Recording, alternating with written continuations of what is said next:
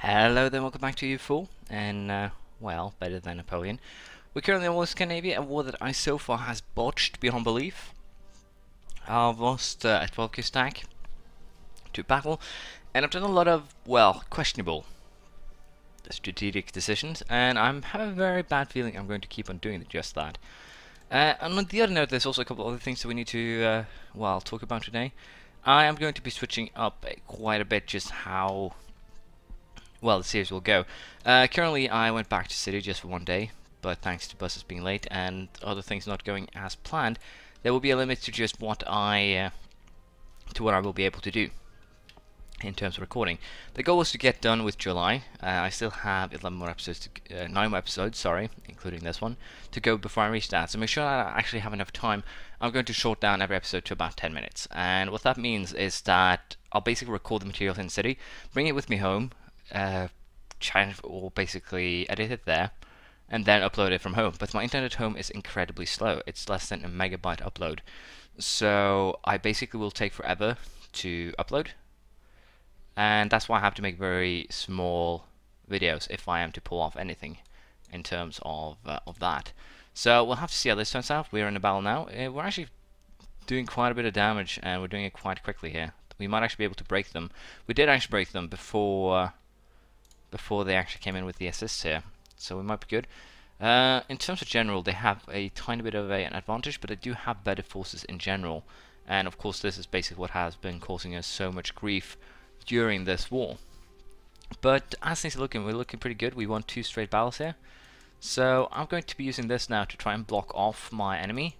And I'll be using this one basically as a siege / control army. Now that's not good. Apparently...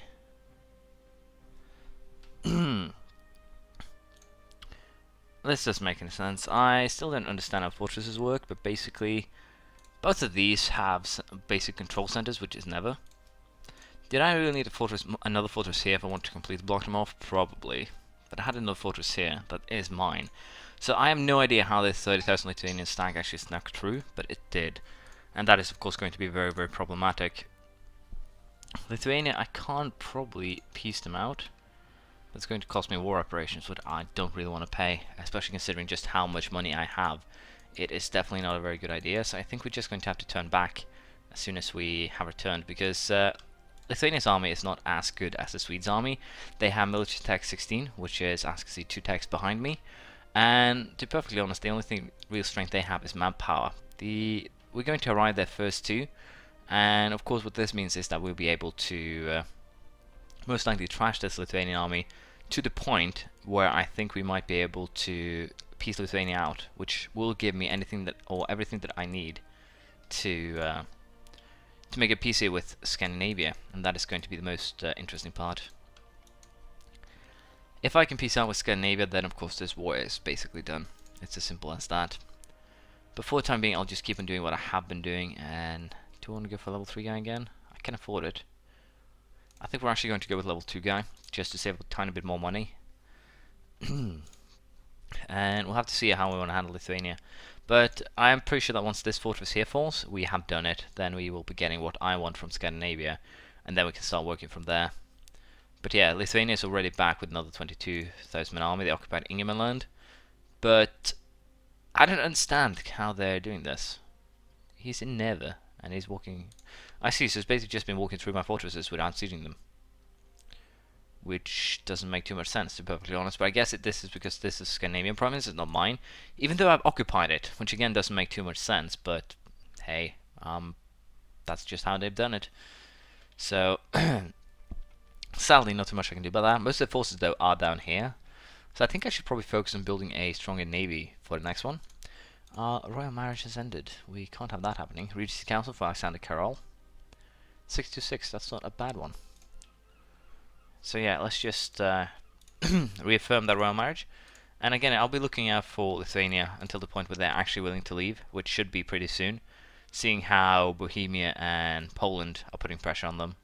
So I'll just wait a little bit longer, and then this war should be more or less over. We'll see how it turns out. And then we'll be going after Russia again. So it should be pretty much straightforward here on out. I dare say, my apologies for the cough. But yeah, we should be able to deal with Russia. Pretty sure they don't have any allies yet. Nope, they still don't have any allies. And military-wise, their armies are probably not as big as ours, I dare say. Let's have a quick look while we're at it. Russia is 44,000 men. So basically, this is, well, 3/4 of their army, which makes it very easy to deal with them. But let's see here. That actually made that siege go through, which means that we can peacefully here get rid of Lithuania. There's no good reason for us to continue this war anymore either, so let's just peace out Lithuania. And with that, we can now also make a peace with Scandinavia, finally. I sacrificed far too many men in this war, and one of the reasons for my failure is very straightforward and very simple. I got way too stubborn. To be perfectly honest, I did not, well, take into account what was actually going on, and it ended up punishing me. What do I actually have claims on? I don't have a claim on that one, so we will not be taking that one then. I should probably just do this. That will make it a lot easier to figure out what I have claims on and what I do not have claim on. Housing land, there we go. And of course we'll also have you give up your deal with Lithuania, because I can't have you have a deal with Lithuania, because you've just become too dangerous. But yeah, we'll take this. It's basically just consolidating in the north to make sure that everything is alright. We gained 34.5 power projection, which is very, very neat. And with that now, we will of course start coring of these provinces. I also did get a lot of war exhaustion. Finland is very expensive, and so is also, as you can see, Bohuslän. It's because it was an early Norwegian province, basically, and they are expensive to core, as one might, well, assume. But I think I'll well keep 2 of these in 24k stacks, because we are going up against a pretty powerful enemy now in Russia. So we're just going to get the troops in positions, and then we're going to invade.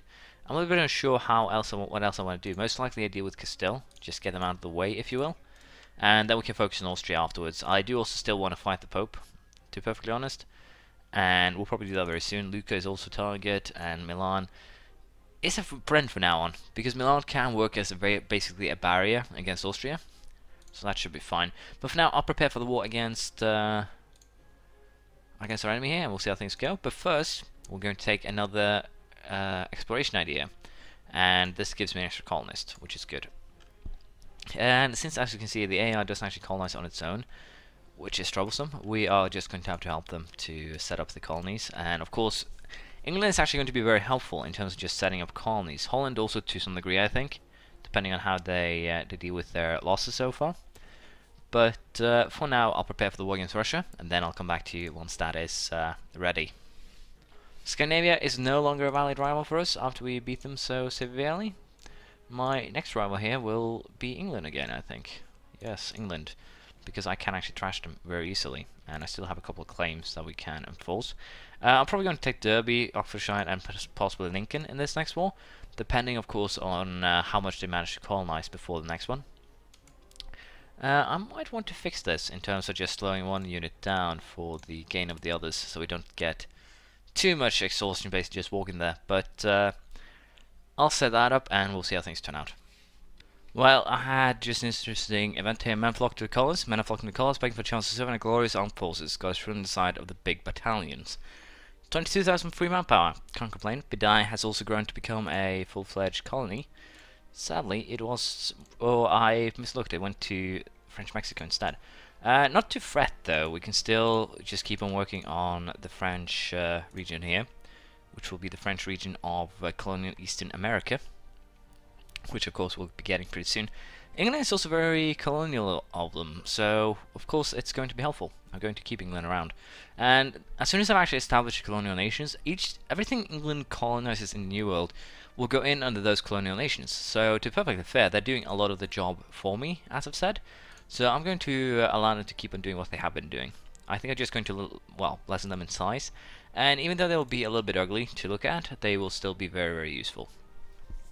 Now, in terms of Russia, they have a military attack of 17. The general here is completely useless to some degree, so I'm pretty sure that we will be able to win this war pretty easily. Take win will be our goal target here. Poland will be willing to join in, and will allow them to do so. We'll just go ahead and declare war right away.